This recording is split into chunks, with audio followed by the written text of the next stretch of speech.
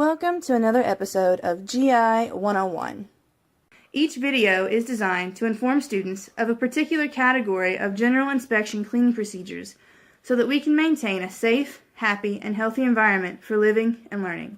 In this episode, Kendrick Key will be demonstrating how to clean and organize your locker. Please pay close attention. If you have questions after the video is over, feel free to ask your RA or your dorm leaders.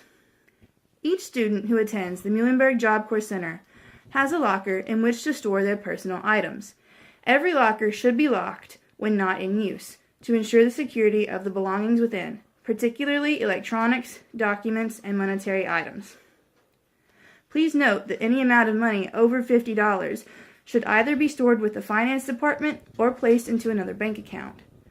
Anything of significant value must be kept within a student's locker, and all lockers must be kept in order for ease of access, as well as health and safety inspections. To ensure it remains clean and to avoid odors, periodically remove all items from the locker and wipe down the inside with a cleaner and paper towels or a rag. If your locker is built into the wall and has a floor, sweep and mop the floor. Do not place anything back inside the locker until it is dry.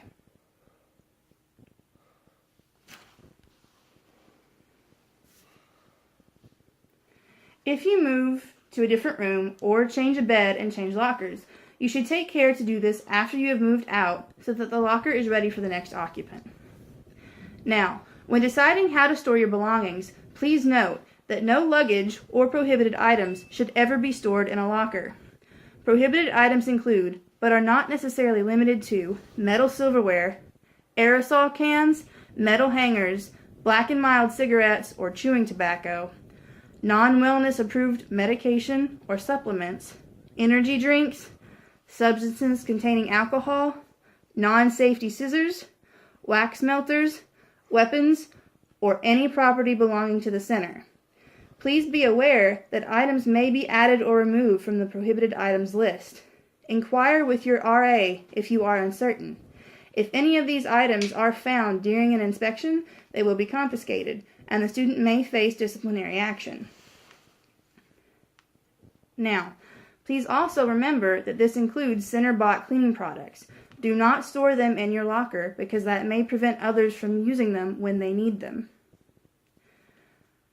Moving on, if you store food in your locker, it must all be kept in sealed containers. Dirty clothing must be kept in the bottom of the locker and always remain separated from clean clothes. Shoes must be kept on or near the bottom of the locker away from clean clothes and other items. Clothing should be hung whenever possible. Keeping the above requirements in mind, you should then categorize your items by type and purpose.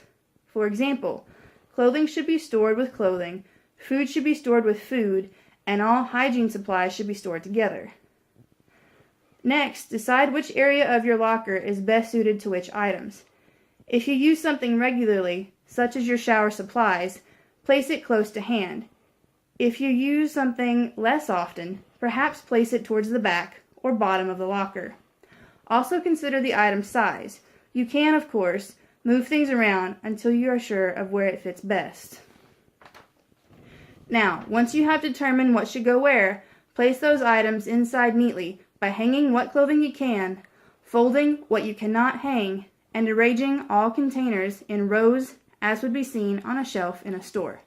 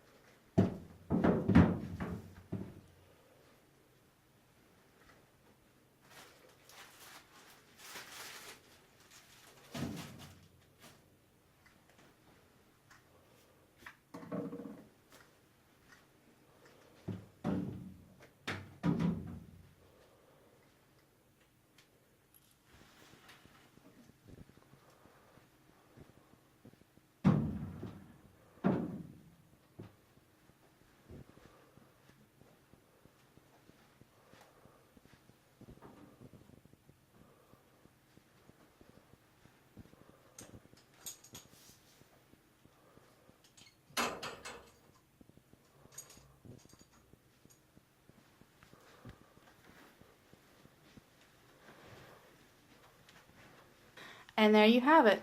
Clothes neatly hung together. Outfits, shirts and pants together. That's something you may want to consider. Dirty clothes and shoes on the bottom, separate from clean clothing. Washing supplies neatly stored on top. And food items in sealed containers. Again, ask your leaders or your RA if you have any questions. Thank you for watching this episode of GI 101.